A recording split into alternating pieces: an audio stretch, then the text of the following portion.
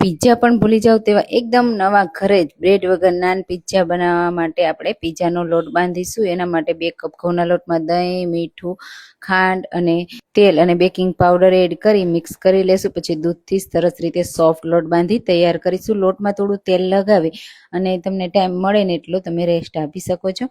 હવે પેનમાં 1 table spoon તેલમાં ડુંગળી, કેપ્સિકમ અને લીલી મકાઈના દાણા બાફીને એડ કરી મીઠું એડ કરી સરસ રીતે સોફ્ટ થાય ત્યાં સુધી થવા દેશું। પિઝા સોસ એડ કરીશું, ઓરેગાનો, ચીલી ફ્લેક્સ અને પિઝા સિઝનિંગ એડ કરી સ્ટફિંગ તૈયાર કરીશું। ચીઝ એડ કરી મિક્સ કરી દેશું અને મોટી સાઈઝનું એક લોગો બનાવી અને એને આપણે સરસ એવું વણી લેશું। બહુ પતલું નહીં વણવાનું, પિઝાનો શેપ આપવાનો છે એટલે થોડું થીક રાખવાનું, વચ્ચે સ્ટફિંગ ભરી દેવાનું અને પછી આ રીતે કવર કરી અને થોડો કોરો લોટ એડ કરી અને હળવા હાથથી વણી લેવાનું એટલે સ્ટફિંગ બહાર ના નીકળે। તલ અને લીલા ધાણાથી આ રીતે કરી અને પછી પાછળની સાઈડ પાણી લગાવી શેકી લેવાનું। તો ટ્રાય કરજો।